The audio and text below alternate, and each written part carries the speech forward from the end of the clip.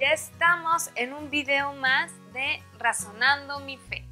Yo soy Liz Franco y vamos a continuar con el análisis y el comentario y todo lo demás de los diferentes profetas del Antiguo Testamento. El de hoy ya lo has escuchado, estoy segurísima, y si no, ven para darte un zape. Es uno de los profetas más grandes, de los libros más extensos de la Biblia. ¿Ya adivinaste cuál es? Isaías. Con suerte y hasta conoces a alguien con ese nombre. Hoy vamos a hablar del profeta Isaías. ¿Quién fue? ¿Qué hizo? ¿Por qué es tan importante? Para empezar, él es contemporáneo de los profetas que ya hemos mencionado, de Amós, de Oseas, de Miqueas. Sin embargo, a diferencia de los otros 6, Isaías va a vivir en Judá y va a predicar solamente en Judá, o también, correcto decir, en el reino del sur. A diferencia de Amós y de Miqueas, Isaías sí era acá de la calle, era fresoncillo. La verdad, las cosas como son. Con decirles, era el capellán en el palacio, ay no más, y llegó a ser consejero de varios reyes. Isaías ahora sí que se codeaba con la crema innata de su tiempo. Por ser de rango de nobleza, estaba muy bien preparado, y aparte, ya dijimos, vivía en el reino del sur, entonces tenía acceso a las grandes escuelas en Jerusalén. Él sí se sabía la Biblia, pero al derecho y al revés. ¿Qué va a ser lo más característico de Isaías, o por lo que lo más lo recordamos? Se le conoce como el profeta mesiánico. ¿Por qué?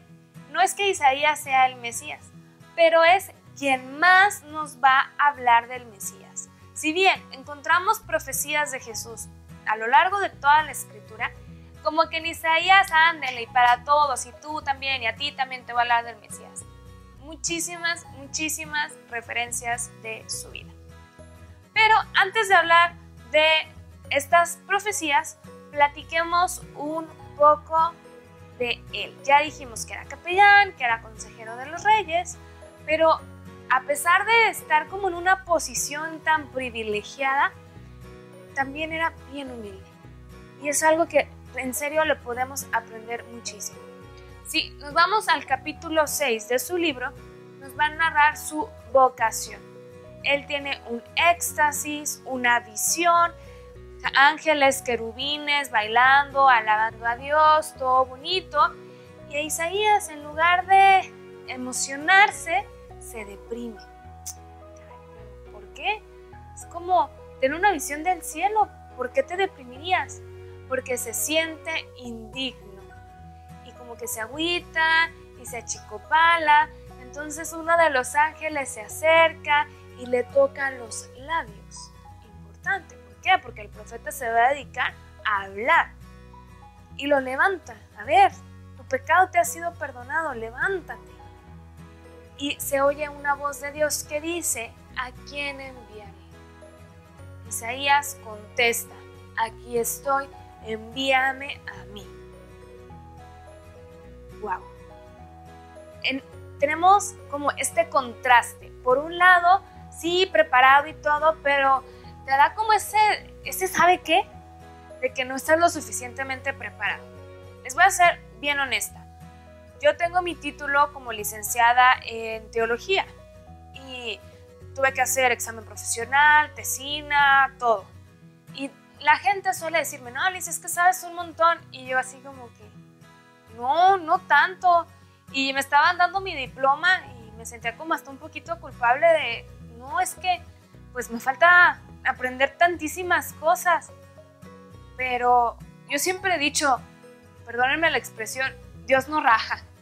Y a pesar de nuestras limitaciones, de nuestras roñas, el Espíritu Santo sigue haciéndose presente y sigue obrando, porque la obra no es nuestra, es de Él. Y esto lo entiende perfectamente Isaías. a pesar de sentirse indigno, de no sentirse suficientemente bueno para esta misión, se siente amado por Dios, se siente purificado por Dios y dice: Sas, envíame a mí, yo estoy. Y le va a topar, y le va a topar duro, y no le va a temblar la mano al momento de decirle las cosas. Y no se las va a decir a cualquier persona, se las va a decir a los mismísimos reyes de Judá. Por los videos anteriores ya vimos que la situación no era de lo más bonita. Israel, caos total. Llegó a Asiria, se los llevaron, pero todas estas tensiones políticas con Asiria, con Egipto, obvio también le van a rebotar a Judá. No crean que nada más los países querían el reino del norte, lo quieren completo. Y a diferencia del reino del norte, en el reino del sur, Jotam no se alía ni con Egipto, ni con Asiria, ni con Damasco, ni con nadie. Él se planta y dice: no necesito aliarme con nadie, mi confianza está en Dios y a donde tope. Y Dios dice: bien ahí, bien. Y no le pasó nada a Judá. Israel sí cae, pero Judá permanece fuerte. Después viene Acaz, su hijo. Y como que él sí vio a los otros imperios muy grandotes y sí le hizo así, y decide aliarse con Asiria para que no lo invadan. E Isaías le dice: no, no lo hagas. Tu papá lo hizo muy bien. Aprende, le fue bien, no lo hagas. Y aquí está bien interesante esta parte del libro de Isaías, porque Isaías le dice al rey: a ver, ¿qué quieres? ¿Una señal de Dios? Pues pídemela para que veas y te convenzas que Dios es más importante que tu problema. Y acá en una falsa humildad, una falsa piedad, le dice: no, yo jamás tentaría a Dios pidiéndole una señal. E Isaías le contesta: pues aunque tú no se la hayas pedido, Él te la va a dar. Y vas a ver que la Virgen concebirá y dará a luz a un hijo y le pondrán por nombre Emmanuel, que quiere decir Dios con nosotros. Ándale. En el capítulo 6 está la vocación, en el capítulo 7 Isaías ya nos empieza a hablar de Jesús. Por eso les digo que es el profeta mesiánico. Ya sabemos que Jesús no se llama Emmanuel, pero Jesús sí es Dios con nosotros, es Dios que se encarna y se hace uno con nosotros. Y pues pasó lo que tenía que pasar. Los asirios conquistan Israel, se acaba el reino del norte. Acaz, pues por ahorita se salva porque quienes conquistan es Asiria y él se alía, pero eventualmente el reino de Judá va a sufrir sus consecuencias.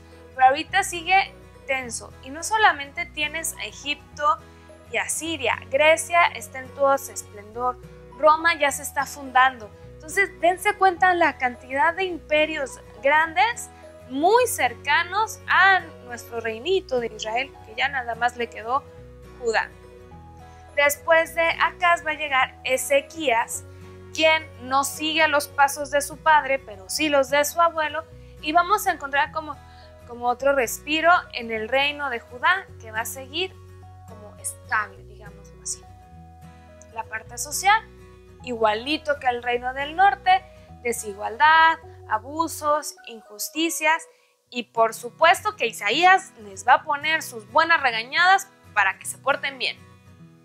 Y en el contexto religioso, los sacerdotes perdidos totalmente, dados al placer, a la borrachera, y también van a tener sus oráculos en los que Isaías los va a regañar.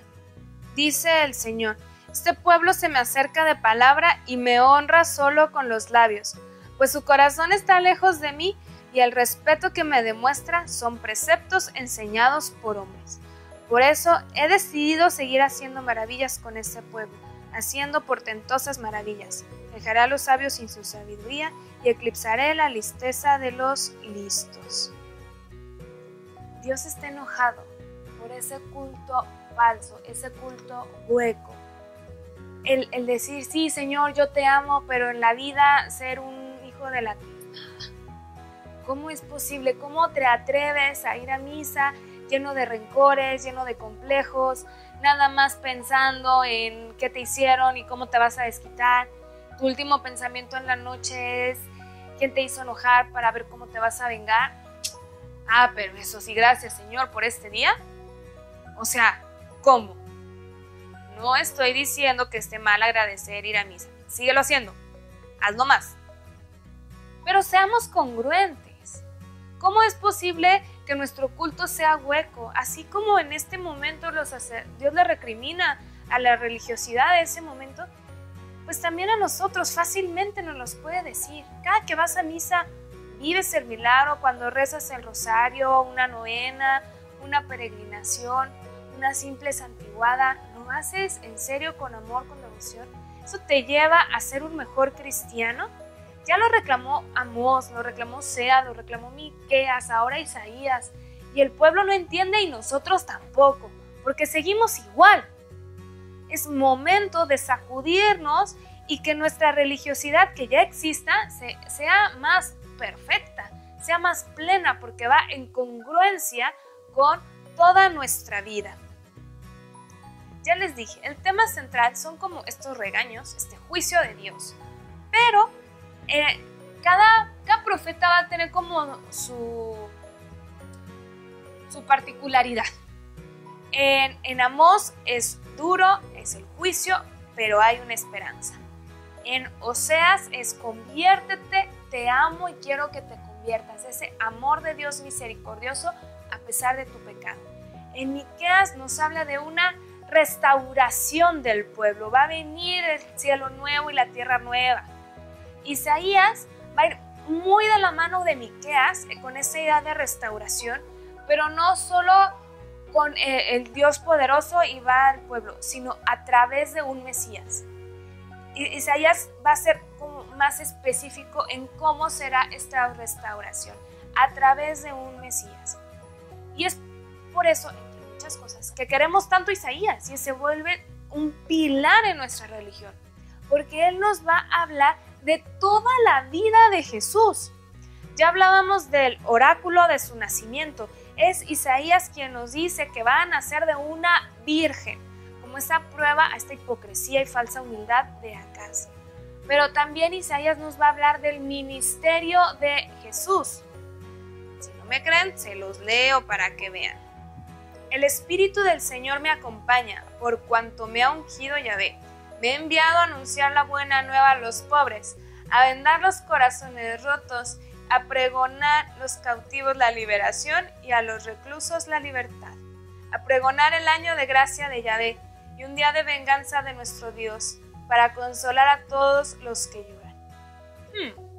¿No les suena a Jesús predicando? Las bienaventuranzas, bienaventurados los que lloran porque serán consolados. Isaías desde este momento nos está platicando de la vida pública de Jesús. ¿A qué se dedicó Jesús? A sanar a los heridos, a acompañar a los abandonados, a predicar la buena nueva. Y Jesús es el enviado del Padre. Isaías, casi con punto y coma, nos está describiendo todo el ministerio de Jesús. ¿Cómo se va a lograr restaurar este reino caído cuando venga Jesús, en la plenitud de los tiempos? Nuestra vida, nuestra existencia va a tener sentido alrededor de la persona de Cristo. Entonces ya vimos que profetizó su nacimiento. Aquí está profetizando cómo va a ser su vida. También va a profetizar su muerte. En el capítulo 53, si vas a los santos oficios el Viernes Santo, esta es la lectura que se lee, porque pareciera que nos están describiendo con punto y coma la pasión de nuestro Señor.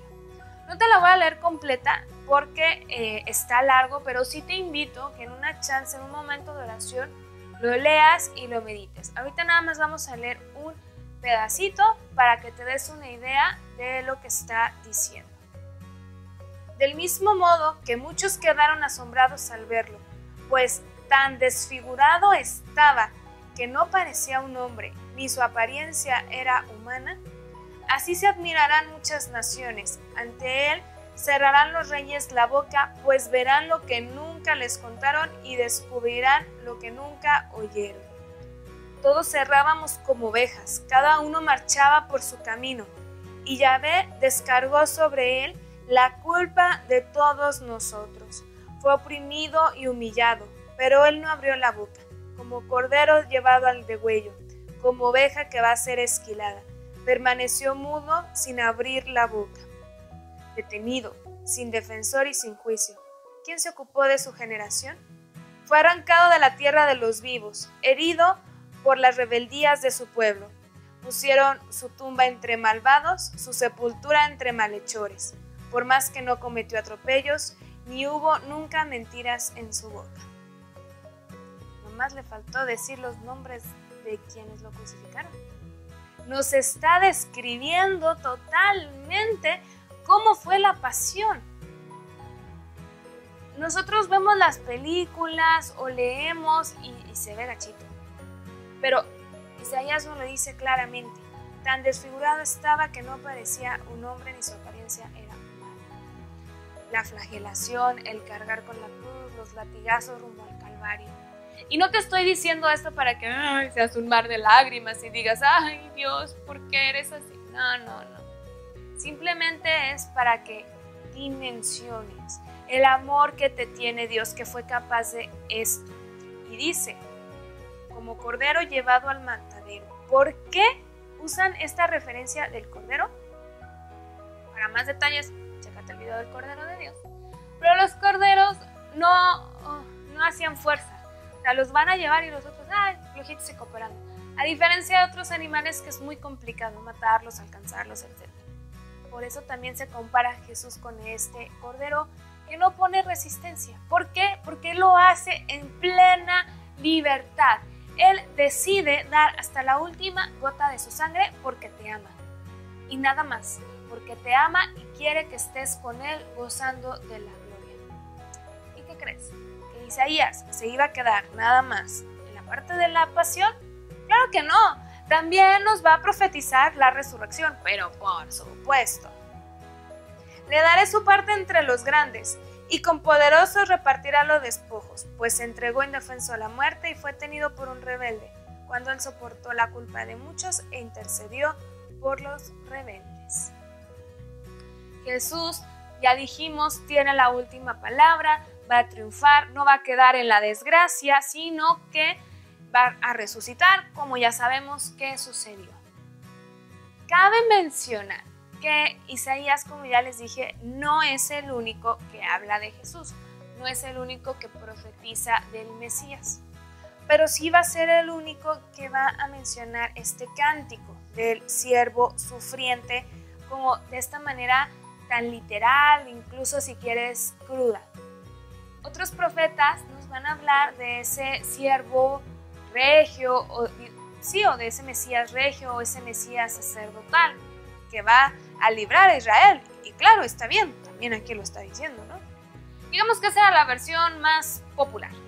Pero Isaías nos va a introducir a este Mesías sufriente, este Mesías que también la va a pasar mal por amor a nosotros, porque carga con nuestro pecado. A lo largo del libro de Isaías vamos a encontrar 4 cánticos del siervo, que son textos relativamente largos que nos van a decir características que después vamos a ver cumplidas así, al pie de la letra, en Jesús. Fíjense cómo a pesar de tanto regaño, de tanta injusticia, de tanta nalgada, encontramos en todos los profetas estos mensajes de esperanza. Si bien pareciera que todos los profetas nomás se dedican a regañar, no se quedan ahí y no nos dejan que nos quedemos como, ay, metí la pata, no puedo hacer nada, sino que está ese mensaje de salvación, ese Dios que no va a quitar el dedo del renglón, que a pesar de que nosotros rompamos la alianza, Él no. Y a pesar de que estés en donde estés, no sé cuál sea tu pecado, no sé cuál sea tu prueba, Dios no te va a fallar. Él es más poderoso que cualquier problema que tienes, que cualquier prueba, cualquier pecado. Él siempre va a poder. Aprendamos de Isaías 1, a ser humildes, como Él fue humilde cuando recibió su llamado. 2, a no tener miedo, a regañar a quien tengas que regañar, decir las cosas, la verdad como es. Siempre Jesús nos dijo: yo soy el camino, la verdad y la vida. Nosotros tenemos que vivir en la verdad porque nuestro Señor es la verdad. Él se metió con los reyes, con los sumos sacerdotes. No crean que acá que con la chusma, no. Y no le importaba, bien lo pudieron haber mandado matar y a él le valió porque era necesario hablar con la verdad. Y tercero, siempre tener como centro de tu vida al Mesías. Isaías lo tuvo más difícil porque a él le tocó profetizar de lo que apenas iba a pasar con Jesús. Nosotros la tenemos mucho más fácil. Tenemos los evangelios, los sacramentos, la comunión.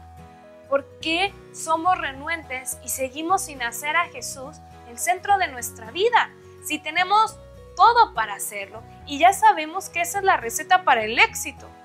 No te estoy diciendo con esto que al seguir a Jesús se van a acabar tus problemas. No, el recibo de la luz te va a llegar igual de caro. Lo que quiero decirte con este mensaje es que diciéndole sí a Jesús, tus problemas no van a parecer tan grandes. En Israel los imperios seguían: Grecia, Roma, Egipto, Asiria, ahí estaban. Pero Judá ahí está apechugando porque el rey y el pueblo junto con él, algunos, siguen poniendo su confianza en Dios. Haz la prueba, dice el salmista, y verás qué bueno es el Señor. Pon tu confianza en Él, tus proyectos ponlos en Él y te la afirmo donde quieras que todo va a ir como mejor te conviene. Esto fue todo por hoy, hasta aquí la vamos a dejar. Por favor, ayúdanos a compartir, te invito a que veas los otros videos de los profetas si te los perdiste, para que le encontremos un poquito más de hilo a esta historia. Y si te gustó, pues por favor, reparte el chisme para todos lados. Yo soy Liz Franco, esto fue Razonando mi Fe. Y recuerda, razona, cree, ama y contempla. Bye.